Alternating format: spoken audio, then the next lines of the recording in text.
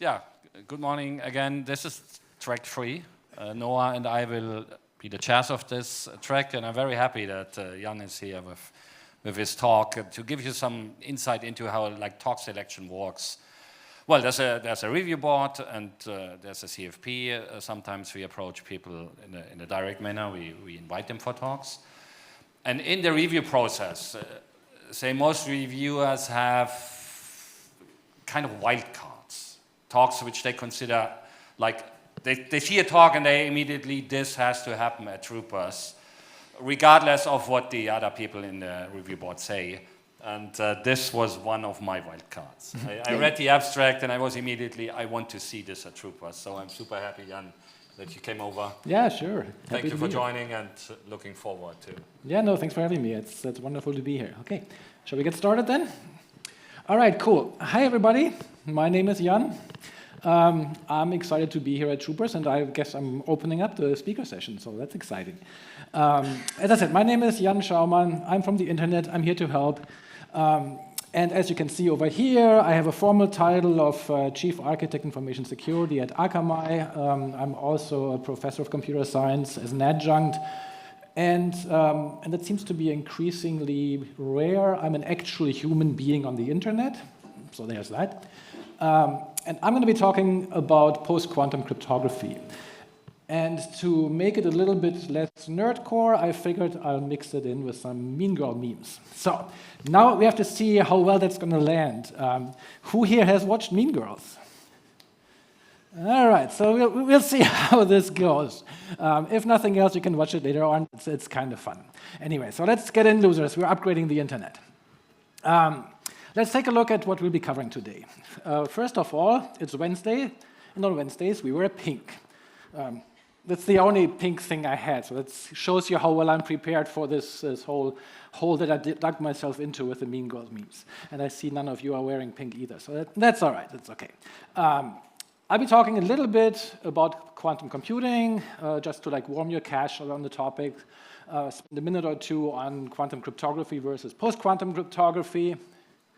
Then we'll pay a little bit of attention to the post-quantum cryptography threat model and how that has recently changed with some of the findings and how that may shift our priorities and all of those things.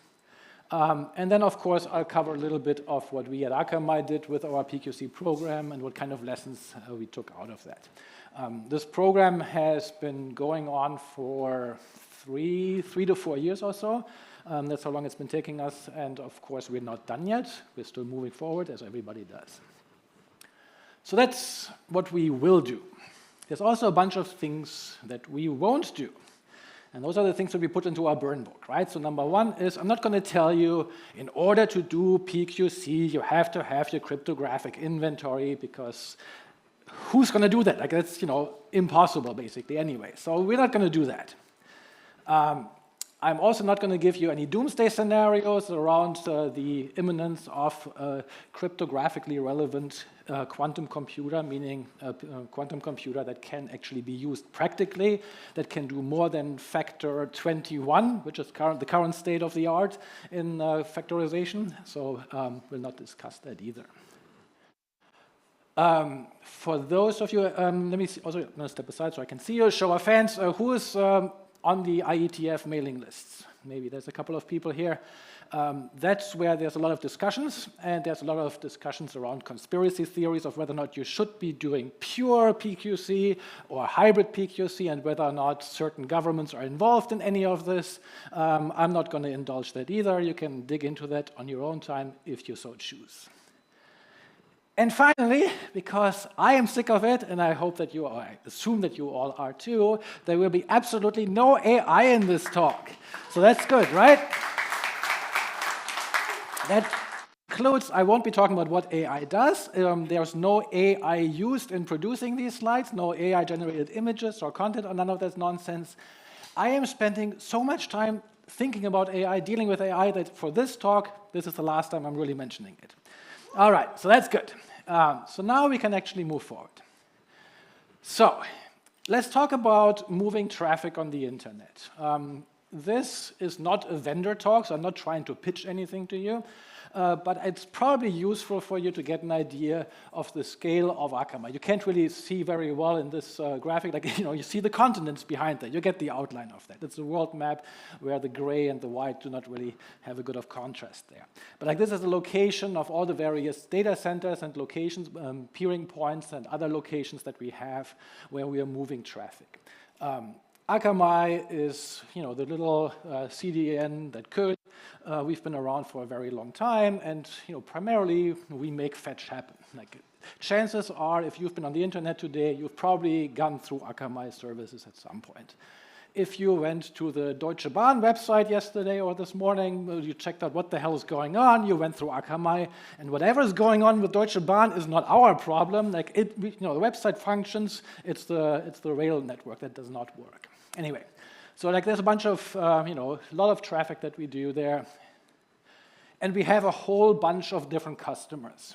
And again, I'm just showing this here to give you this context, meaning we have customers from all over the world. They're both small customers and large customers. They're all the big banks. There are a lot of people in the financial industry, a lot of government actors, all sorts of insurance companies, and so on and so on. So that means that you have a lot of companies that have very strict compliance requirements. They have very high uptime requirements and all of those things, of course. And so this gives you just an idea of how we have to deal with traffic and how much traffic we have to handle and all of those things. But again, I'm not trying to pitch your content delivery network. If you have one, switch over. If not, that's fine too. Anyway, so let's talk about quantum computing. And like this is one of my favorite illustrations of quantum computing, how quantum mechanics works, particle wave duality in a single slide. Couple of, I guess it's years ago, there was this meme of how much time man spent thinking about the Roman Empire, and I'm like, screw the Roman Empire. I'm thinking of particle wave duality. Like that is mind blowing, right? So we have quantum computers now. So basically, what we have is we're using traditional bits, 0 or 1. That's all there is to it. And then we have quantum bits that give you the superposition between 0 and 1. And so that means that a bit does not represent either 0 or 1, nor does it means both of them at the same time. It's in a superposition. That is really useful for us for certain applications, but it also means that as soon as we start measuring things, it collapses into the classical state. So that makes it a little bit harder. So we want to make sure that our quantum bits stay in a state of superposition, stay coherent. And that is where the recent developments in quantum computing have really moved forward. A couple of years ago, we used this graph to show the progress of quantum computing. We said, like, oh, nowadays we can have this many qubits on a chip. Like we have 70 qubits, or 100 qubits, or we have 1,000 qubits, or whatever the number may be. That was pretty much the measure by which you advanced. Did my mic go out? Okay, there we go. All right, so these quantum bits, in order to be useful, as I said, have to remain coherent. So what we're doing now is we're not really counting quantum bits, but rather we're saying, like, what is our capability with respect to error correction, and can we construct so-called logical qubits, meaning there's one logical qubit that's backed up by a number of physical qubits so that you can have this quantum state without losing the coherence of the physical qubits. And so basically, we've shifted away from saying, like, oh, we're now counting qubits to, hey, we're looking at error correction. And so this is where we're currently measuring things and where we're going to. And we'll get back to this in a little bit when we talk about some of the most recent research, but just to give you an idea of how we moved from literally hundreds or thousands of qubits to then having announcements that's like, hey, we got 16 qubits. Like, it's just a little bit of a shift there on what that means. All right, so quantum computers can actually be useful nowadays. They can do a lot of things, can't do everything, right? So it's not the case that a quantum computer can magically calculate everything in parallel at the same time. That is not how this works. Quantum computers have very specific applications where they are really, really useful, and you have to run certain specific algorithms on them in order to take advantage of them.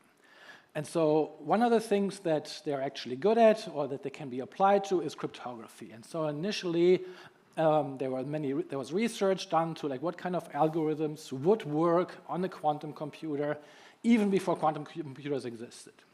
And so there was one of them, that was Grover's algorithm, that showed that you can actually speed up calculations across a search space by the significant factor.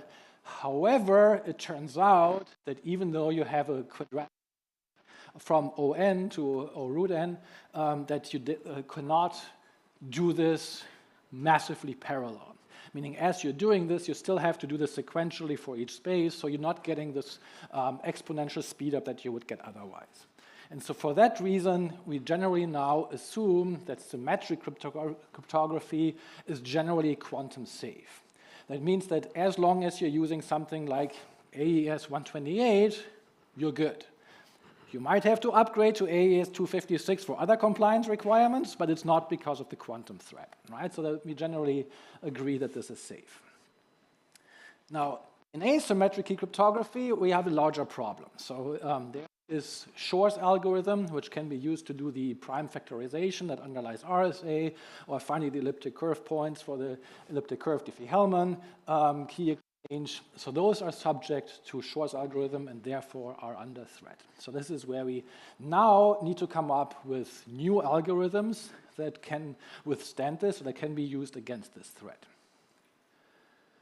And finally, all of these developments that I just hinted at, having breakthroughs in keeping how many logical bits you might have, keeping them coherent, you're getting closer and closer to a point where at some point this cryptographically relevant quantum computer may manifest. And this is, we have a whole bunch of cool keywords here. We've got buzzwords that I'll get back later to tell you how you can actually use them to your advantage. So one of them is this day when we reach quantum advantage, when we reach this point where we have a quantum computer that can actually do something such as factor prime numbers.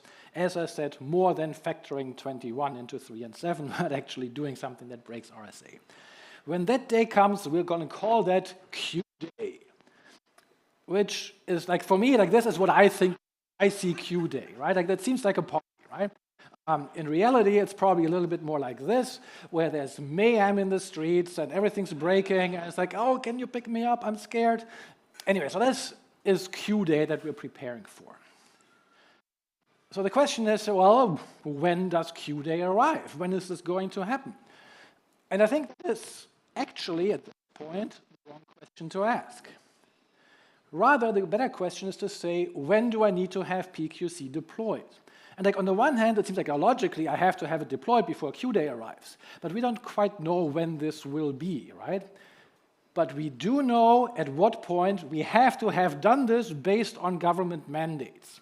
So NIST, for example, sets the guidelines for certain US customers where it's well, if you want to be compliant, you have to have migrated by 2035 completely. We are no longer allowing this, and you have to be in the process of migrating, and we are deprecating certain algorithms by 2030. Which, at this point, is not that far off, right? All right, you're saying the US, what do I care about the US? We're here in Heidelberg. Well, the EU has similar guidelines that basically say that critical systems must be migrated by 2030. So if you have certain critical systems, that's your clock ticking right there. India goes a little bit further, says critical systems migrated by 2028, which is a year and a half from now, so good luck with that, and everything by 2033. And Australia goes as far as saying everything must be migrated by 2030. So again, ultimately, it really doesn't matter whether or not there will be a CRQC within the next 5 years, 7 years, 10 years, 20 years, 50 years. The mandate still stands. You still have to perform this migration. All right, so you would better get started with your post-quantum migration at this point and move forward there.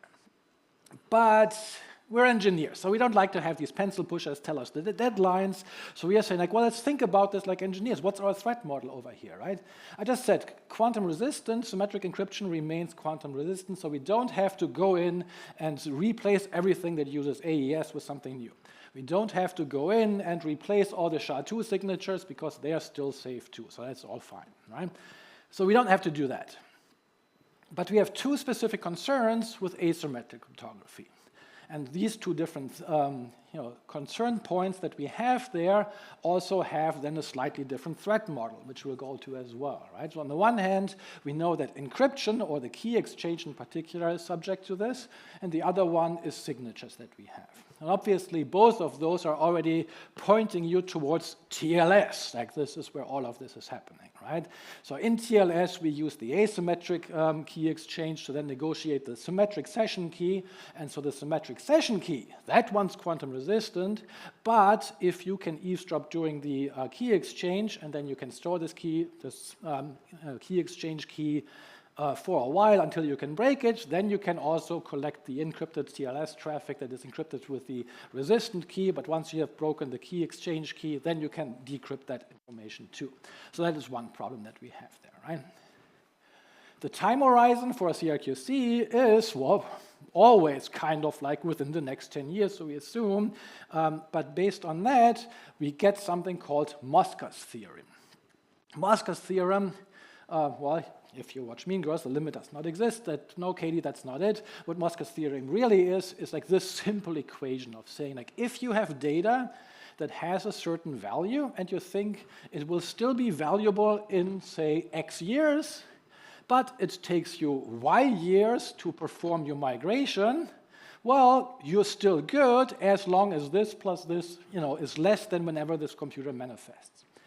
If it is less than that, well, then you're going to have a problem, right? Like if you have, your data migration timeline takes longer than the arrival of the post-quantum computer, then, you have that problem. And so this simple equation can kind of help you how to prioritize. You can say, what data do I need to care about now versus what data do I care about in a few years? All right, so if symmetric encryption is safe and we have these two areas to focus on, then we can break down our priorities exactly by these two significant threats that we have. And you can already tell we've got key exchange and signatures, so we have two different areas. We have the problem of authenticity. And so for those of you who haven't watched the movie, this is actually where she pastes this page in there herself to frame somebody else, so therefore it's fake signature in this case. So you have to verify that certain data is authentic, right? So that is what we want to do. And of course, you have the threat of confidentiality, where you want to protect your juicy gossip that you have for however long that remains up to date in the given world. So those are the two distinct threats that we're trying to mitigate.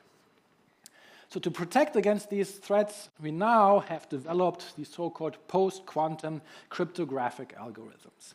So that means that we have algorithms that are resistant to cryptographic attacks, even if a quantum computer exists.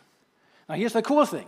Those algorithms do not require a quantum computer. You can run them on a classic computer, right? So that's the key part.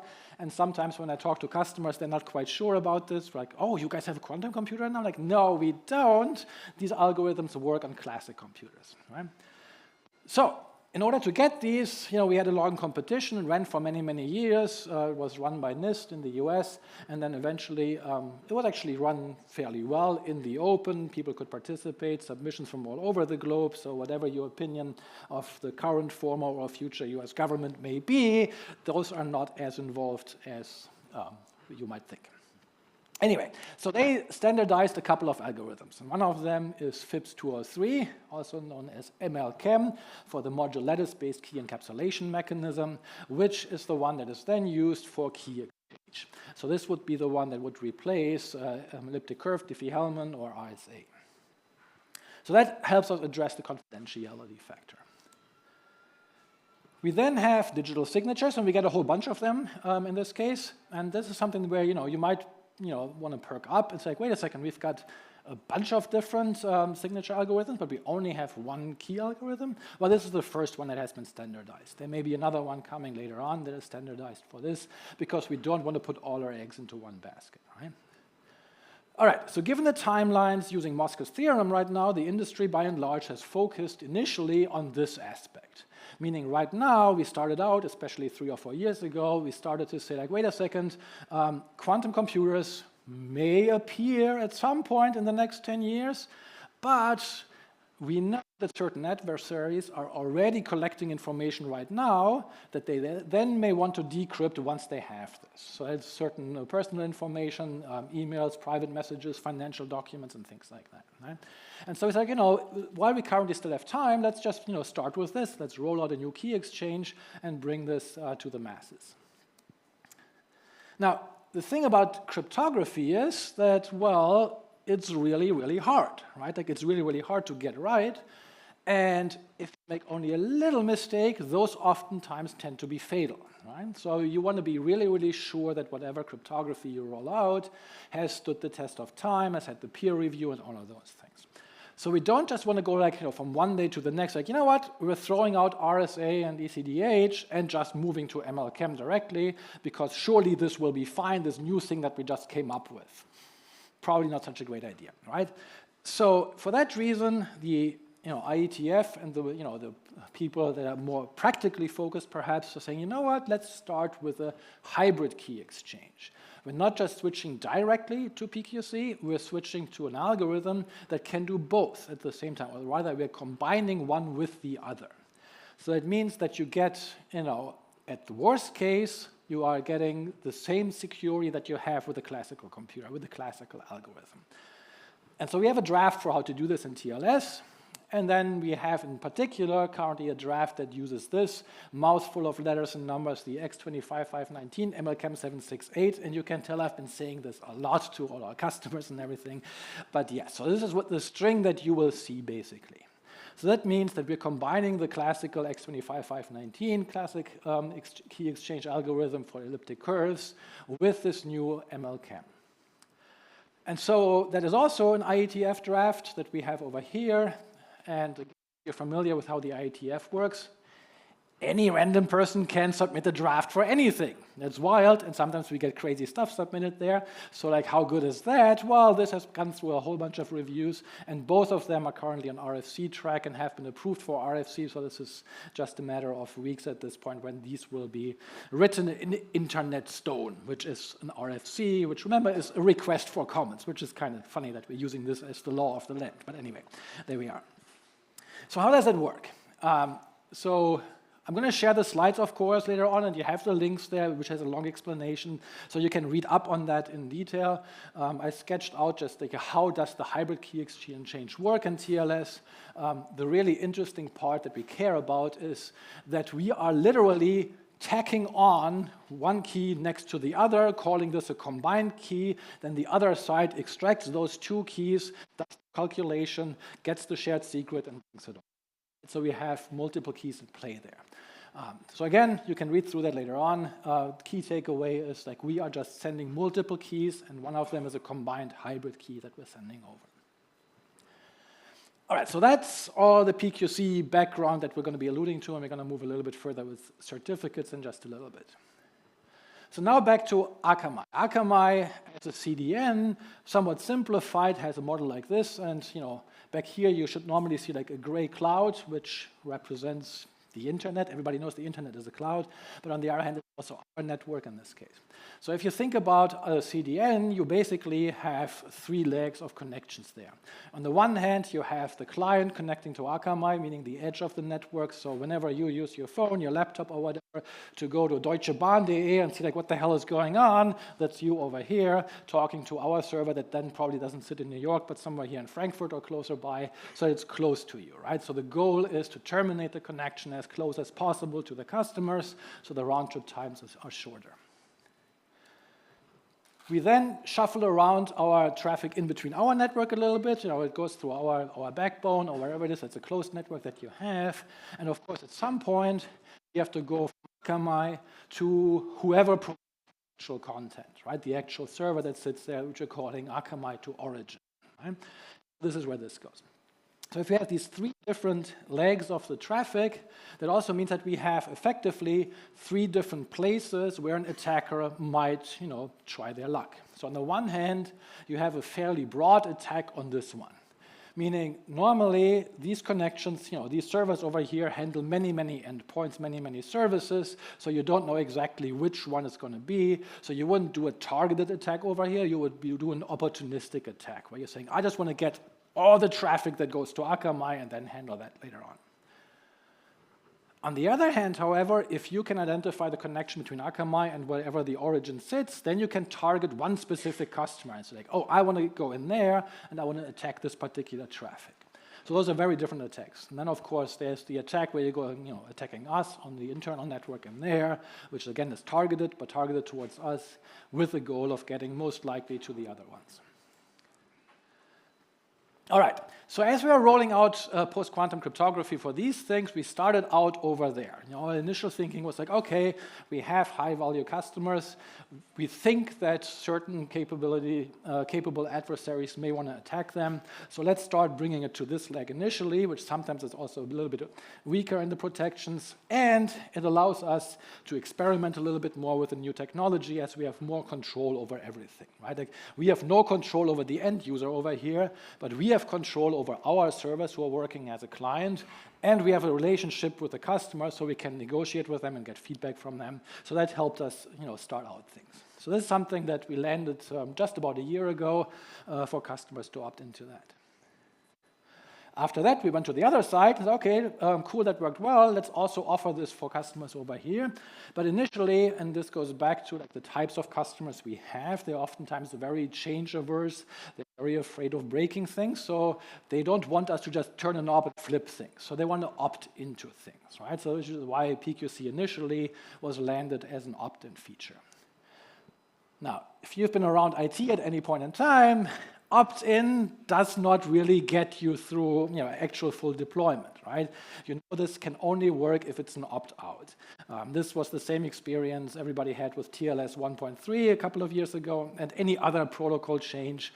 Opt-in gets you a small handful of people, but you can never get it all the way.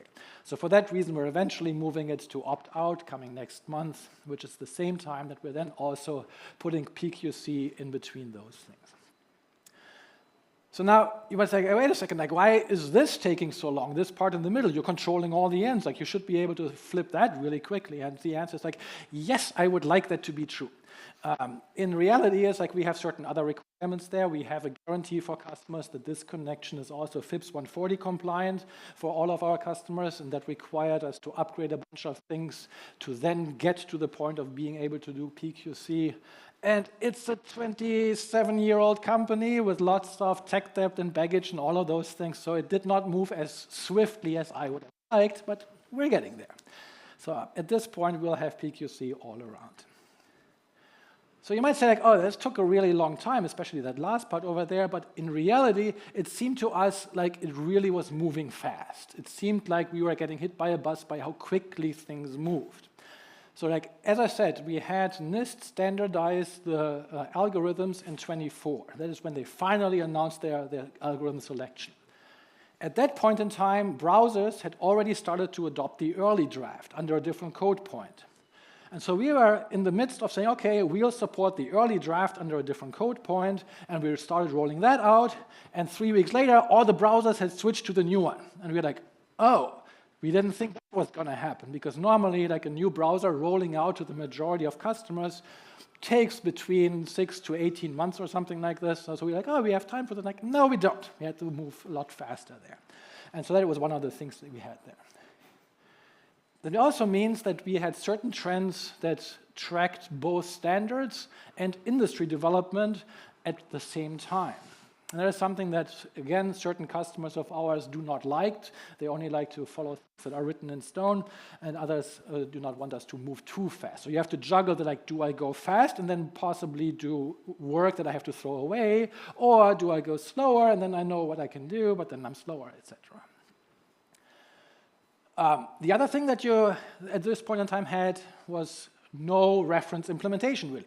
I mean, you had reference implementation as, tryout. Somebody's like, oh, like, here's a proof of concept of this implementation, but you did not have production-ready libraries.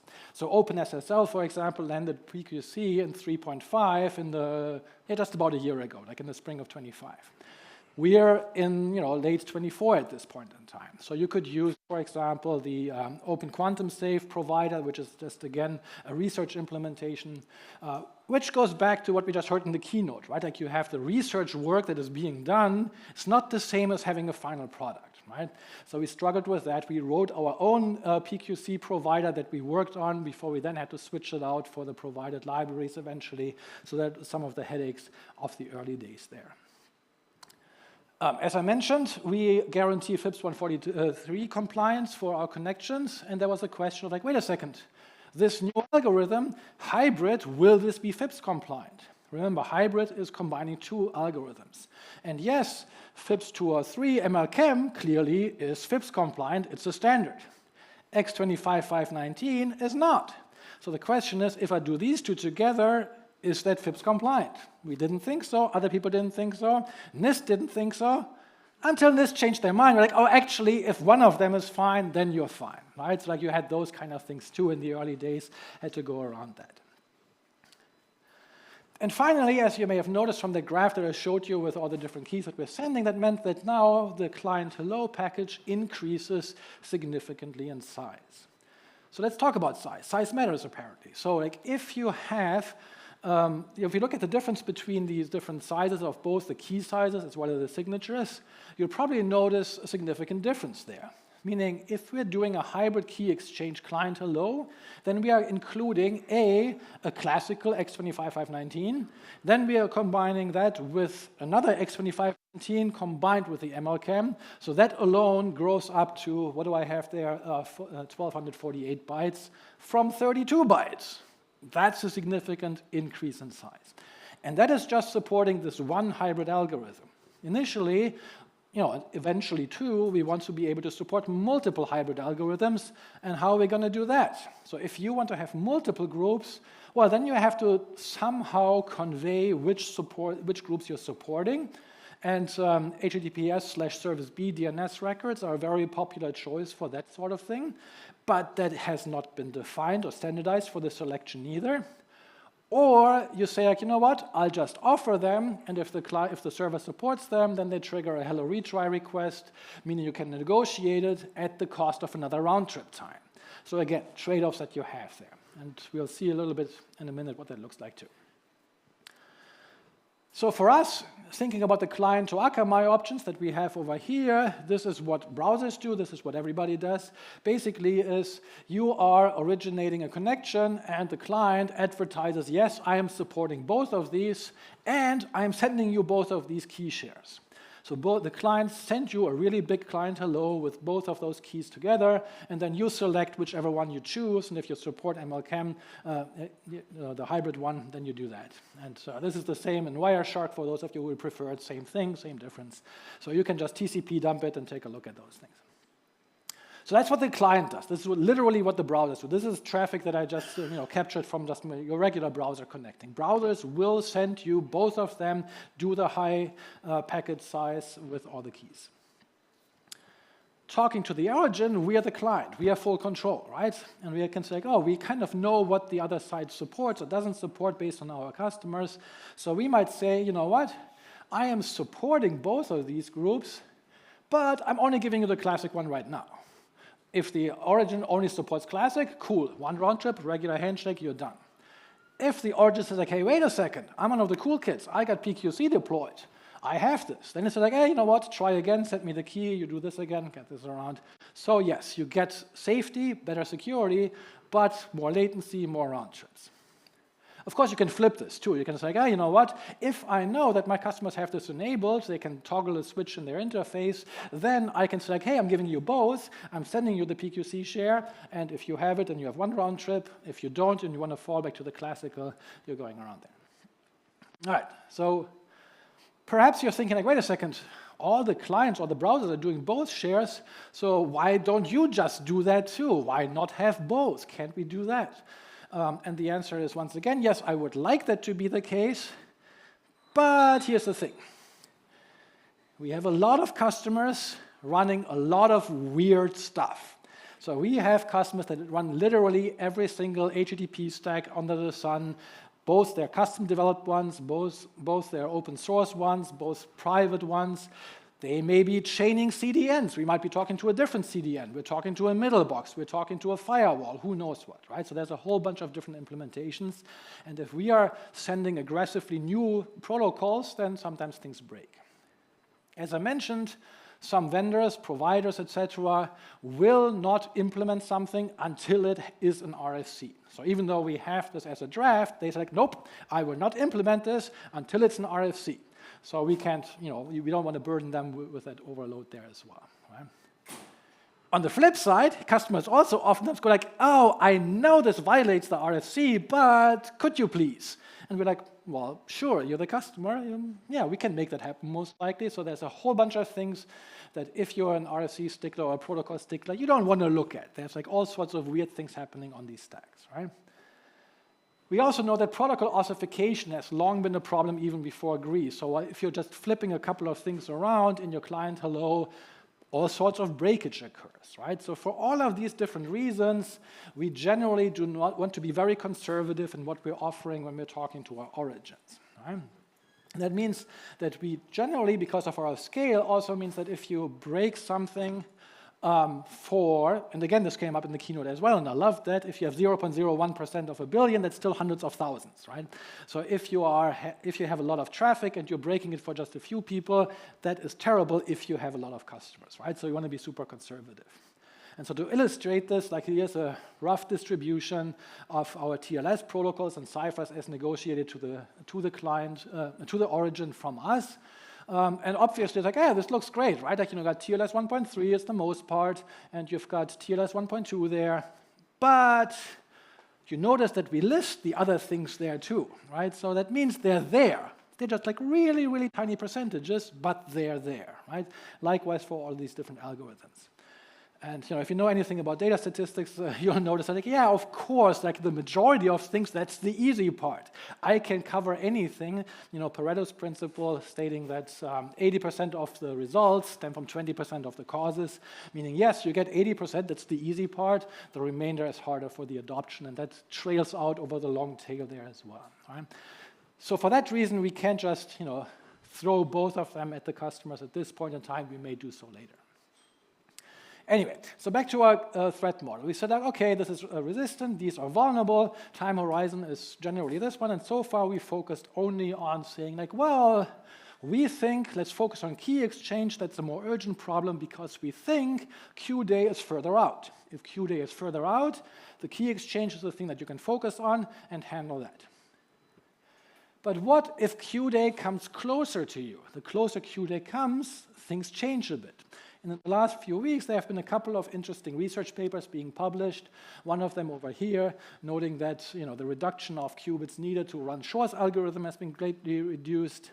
And then we had a second paper from Google, where they had the cool gimmicky zero knowledge proof that they gave, which then 3 weeks later was revealed by somebody else, figured it out, so it didn't quite work out the way they had intended. But anyway, so like they showed that those circuits over there, what does it say, executed minutes using fewer than 500,000 physical qubits. And you're like, oh, 500,000, that sounds like a lot, but that is still a 20-fold reduction to previous estimates. So we're seeing that there have been at least 2 respectable research organizations that have produced results that suggest that there is significant progress. Specifically, this, of course, caused Google also to pull forward their timelines, where they said, okay, we're going to try to be quantum resistant by 2029, which is fairly aggressive. Half the internet took that to mean like, oh my God, Google has inside knowledge that a quantum computer will exist by 2029, which is not at all what that means. It just means that they adjusted their priors based on probabilities and predictions of saying, the risk of one manifesting by this date is large enough that we are not willing to ignore it. And if you're an organization the size of Google, then obviously that's a different risk calculation than for some others. But anyway, so we probably need to reevaluate Mosk's theorem to some degree. Specifically, we can just phrase it as a probability of Q day approaching given the time that we have. And well, that limit still does exist, but it doesn't change actually our threat model somewhat, right? Our threat model so far has been that somebody might opportunistically hoover up all the data and then use their quantum computer down here to decrypt each individual key, one connection at a time.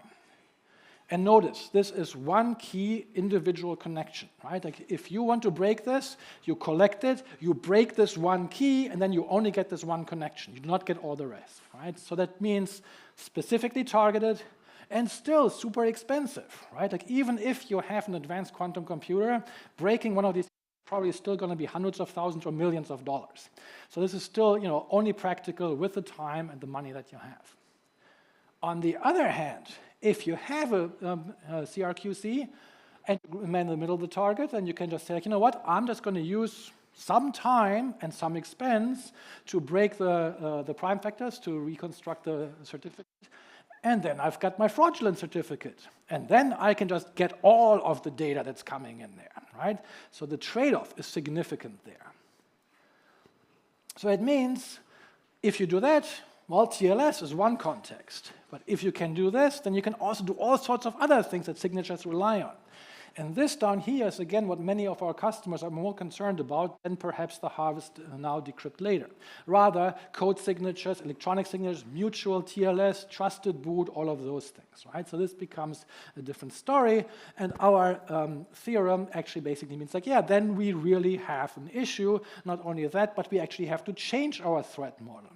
If a CRQC appears sooner, then chances are we should focus not so much on harvest now, decrypt later, but more on the impersonation, signatures, and authentication aspects.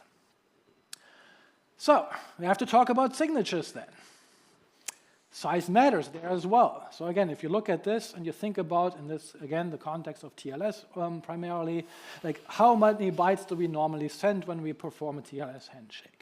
So normally, there's the leaf certificate, right, that contains at least one public key, and then it contains a signature from the intermediate, and then it contains 2 signed certificate timestamps from the CT log. So that's at least 3 signatures right there in the key. Then you send an intermediate cert with that, which of course also has a key in the signature from the root certificate. And all of that, you have to prove possession of the leaf certificate, so you also have the TLS transcript hash signature there as well. Meaning you've got 5 signatures sitting there. In a total, for a traditional ECDSA algorithm, you then have, let's say, your leaf cert is an ECDSA P256, and the intermediate is a 384. You've got 48 bytes. If you're doing this with MLDSA 44, the smallest one of them all, well, then you end up with 14K bytes. Again, huge increase in size. So what are we going to do about that? We've got a proposal for something called a Merkle tree. How does a Merkle tree work? Well, a Merkle tree, like you have some data, and then you hash the data, and then you hash the hashes of the data, and then you hash those, and then you know why it's called a Merkle tree, right? So you've got the data here, and the nice thing about this structure is that in order for you to prove that data is part of this particular data structure that you have, you don't have to actually send all of the data, right? If we want to prove that Angela Merkel is Drinkel Heidelberger, then we can say, like, oh, we just have to send this data, the hash, which is small, this hash, which is small, this hash, which is small, so we're sending comparatively less data than we would in other cases, right? And we can use this for certificates now, this concept. Rather than sending individual signatures, we can use so-called Merkle tree certificates, and we're going to spell it right in this case. So the goal is to avoid sending many of these large signatures that we have there, right? And so what we do is we add the certificate at the time that it is minted, add all the information into the logs, construct and sign these checkpoints, then determine and sign the requirement subtrees that you have, that you need for the different things. And then you collect some co-signatures similar to the way that we do this for CT logs. This is called a standalone Merkle tree certificate. There is one variation thereof. And so let's take a look at that. All right, for MLDSA, that still means you got the hash signature, still large, public key still large, but the inclusion proofs, those are really, really small, right? And this is the advantage of the Merkle tree that you have there. And so compared to what you had before, that's a lot better. I mean, it's not fantastic, but it's a lot better than what you had before. So this is a standalone certificate. And then people say, like, well, can we do better than this? We're still sending a bunch of signatures. Can we just not do that? And so for that, we have this concept of a landmark relative certificate. So a landmark relative certificate is where, again, you're logging all this information, but you're not signing each individual cert. You're just waiting a little while, and then you sign certain subtrees. And then you have these little nodes in the tree that you call landmarks that you then can publish and that you can distribute, etc. So then the client can signal to the server which ones it has, and then you don't need to have all these signatures. And you basically just need, yes, you still need one large signature. You still have one large public key. You don't get around that. That's essential complexity there. But the inclusion proof is much smaller than it was in the previous case. So again, we're now down to 4.4 K bytes compared to possibly 14.K, and still about half of what the standalone certificate is. But it's no free lunch. On the one hand, this issuance of these landmark relative certificates is not instantaneous. So when you issue your request to the CA, it takes some time. And that's in quotes because it's still fast by human standards, but it's not immediate like it would normally be. So that's not the biggest issue. But the client needs to know which landmarks to signal to the server. The client has to tell the server, hey, I've got this subtree landmark over here, so that the server can then select, oh, in this case, I'm only sending you the inclusion proof for this part over here, right? So the client has to signal that. Well, how are we going to do that? Like the client has to connect to the server and at that time know what landmark to send. Well, we do what we always do. We stuff it into the DNS, right? That is what we always do. So again, service B records might be used to signaling to the server what kind of landmarks you have. But it also means the server will not know whether or not the client will ask for a landmark certificate or a standalone certificate. So the server has to have both of them, right? So there's added complexity there. And the client needs to update these landmarks. So you say, like, oh, well, I have to update my CA root store. Well, how often do you do that? Like, that is not something that you update every minute or so. If you want to be efficient, you have to update all the time on the client, which, cool, browsers can do. They do this a lot, right? Browsers do all sorts of updates. They check the CT logs. They check for malware sites, none of those things. They can update those things. But what about your curl, your command line client, your library? Now you basically have to build an OS agent that runs and updates these landmarks, which is significant. And so you might say, like, oh, well, this sounds kind of weird. Are we like building something that only works on the web and doesn't work so well in another context? To which the general answer is like, we worry about that another time. That's a difficult question. So who's using those things? Who's using certificates? So on the one hand, for the MTCs, the Merkle tree certificates, we know that Google and Cloudflare are collaborating on a feasibility study right now. And we've just had, I think 2 weeks ago or so, Let's Encrypt announced that they're targeting 2027 for production-ready MTCs. So meaning not just a prototype that's landing now, but production-ready by next year. Google targets Q3 2027 for this Chrome quantum-resistant root store, meaning they will put the Merkle tree roots into a different root store from the regular root store. So with Google, Cloudflare, Let's Encrypt, it's happening pretty much, right?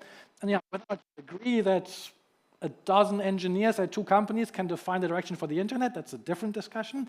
But it's happening whether or not the CAP forum agrees or not. Like the CAP forum has checked and, well, nobody has a strong opinion about MTCs. They're investigating it. So crickets. We'll see where it goes. Now, the pure MLDSA certificates, we know that Google has already announced they will support MLDSA for private PKI, not for the public PKI. So they're basically booking on public PKI being MTCs, and private PKI have to support this, because just like us, they are being asked by customers to say, like, hey, you have to support MLDSA certificates. And they're like, okay, we'll do it. Microsoft similarly signaled support for those things. And CAP forum, kind of not getting there slowly, right? We have some MLDSA support for S/MIME business requirements, but not for the web PKI. We'll see how that goes.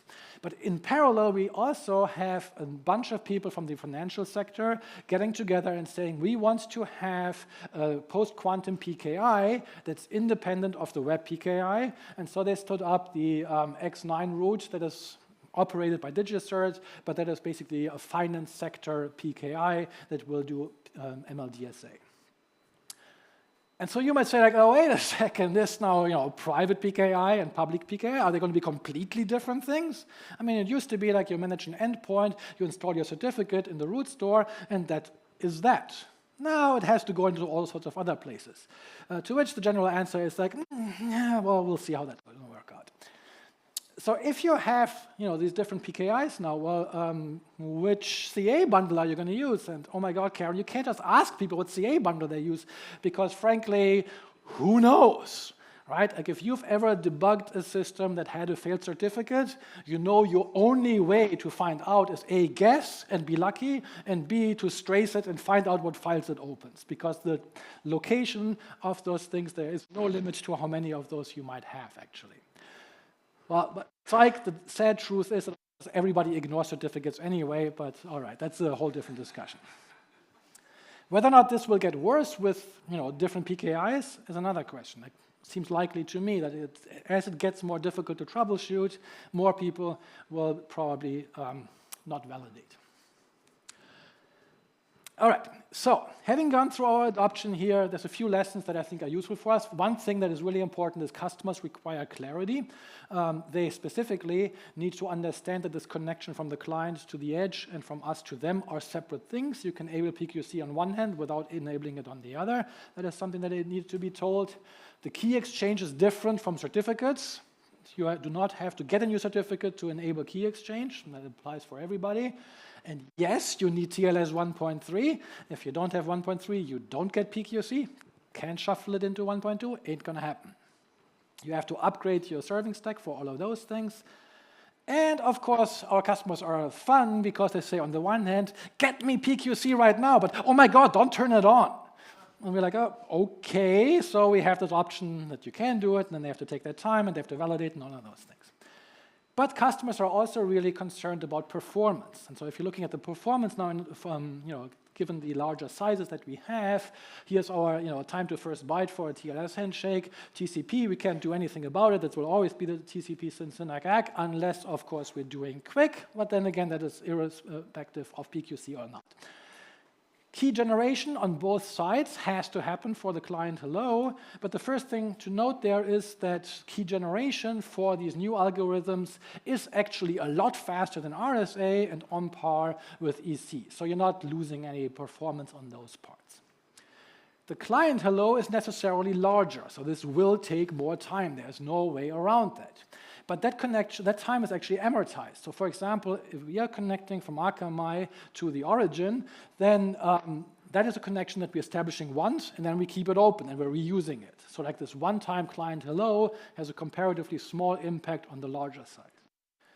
On the other hand, as I mentioned, there's parts you don't control at all. Browsers are already doing it. They're already handling at least one half of this with the larger packets that they're sending you, so there's nothing that you can control. And of course, the overhead of HTTP or any other application protocol is significantly larger than what happens underneath. So again, that gets kind of amortized over the time. And last but not least, that's just the cost of doing TLS now. Like there's no way that you can say, oh, for performance reasons, I'm just not going to do it. Like at some point, you need to be PQC compliant, as I said, based on the government restrictions and guidelines for all of those things.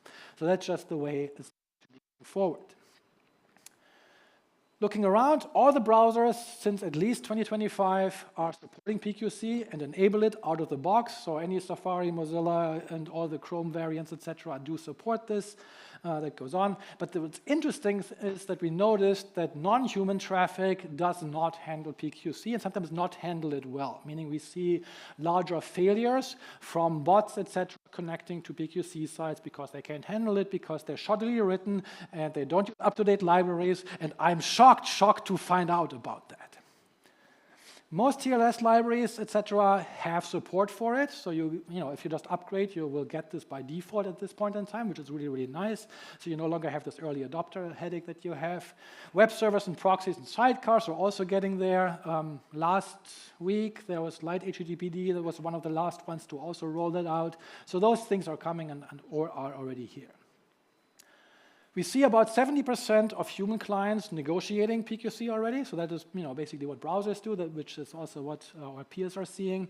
I am running some experiments scraping the top 150K domains and seeing which ones are supporting this. Right now we have about 44%. There's a little bit more to come. All of them are doing X25519, MLChem 768. There are two that are doing other things. Amazon and Squarespace are also supporting the SecP256 variant of the hybrid, and Google is the only one that is doing a pure PQC MLChem 1024.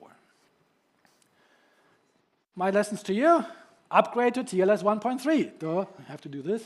Upgrade your libraries, as I mentioned, you get it out of the box. Ensure that whatever you're talking to does not choke when you're sending it the PQC client hello. If you're using a CDN, ensure that you enable it. If it's not enabled by default, ensure you enable it on all the different legs as needed based on your readiness. Make it default within your organization so that nobody has to actually do anything to get PQC. That has to just be enabled out of the box. As I mentioned earlier, people are change averse. And if you need to get buy-in from executive, use all the buzzwords. Executives need to hear quantum advantage, Q-day this, quantum superiority, qubits, all of that stuff, because this is what they're reading in the press and what they're hearing from customers, et cetera, et cetera. So that works well on selling them. But don't bring that to the engineers. When you're talking to the engineers, just be like, hey, it's an upgrade of a TLS library, and it's a knob that you fiddle, and you're done, right? So don't make it sound like it's so much harder than it actually is, because at the end of the day, it's hopefully just enabling something. Adopting PQC is slow and painful, but not because PQC, not because it's difficult, not because quantum. It's difficult for all the reasons all the other migrations were difficult. Because you don't have a good tech inventory, because you have tech debt, because you don't have the human resources to run all these things, because the executives don't understand the need to upgrade and update. All of those things apply the same. It's not the quantum threat that makes this difficult.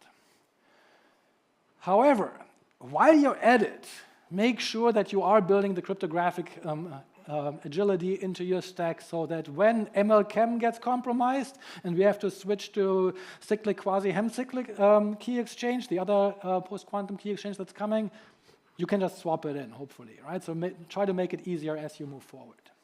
Right now, it's fairly easy to just enable it, as I mentioned a couple of times. Certificates, as you saw, will be a whole different story, and the dust is slowly settling, but we're not there yet. This will happen in this year and the next, most likely. This is something most people don't call out. Like, if you are not aware of Service B records, read up on them. Like, we are stuffing everything into them. We have encrypted client hello in there. We have domain apex CNAMEs in there. We now are stuffing the MTC landmarks in there. Like, those are all things that only work if your DNS supports them. So talk to your DNS provider for those things as well. And don't get me started on DNSSEC. That's a whole different story. Signature sizes increasing over here. We're also going to be using Merkle letter trees, but nobody's using DNSSEC anyway. So there's that. Anyway, I'd be a terrible speaker if I didn't end with, one last thing, so here you go. That's right, Adi Shamir had his 3 laws of security that he gave in his Turing Award speech, and one of them is cryptography is typically bypassed, not penetrated. That holds for PQC too, so it's a little bit awkward to end a talk about PQC with like, actually, all the other stuff is more important, but chances are you will get compromised not through somebody breaking your key exchange using a quantum computer, but rather because they fished an engineer who then get them access into their stack. So here we are. Anyway, that's my talk. Happy to have a discussion, answer questions. You can find me later on as well. You can find me on the internet, private or business. Whatever floats your boat, and I hope you thought it was fetch. Thank you.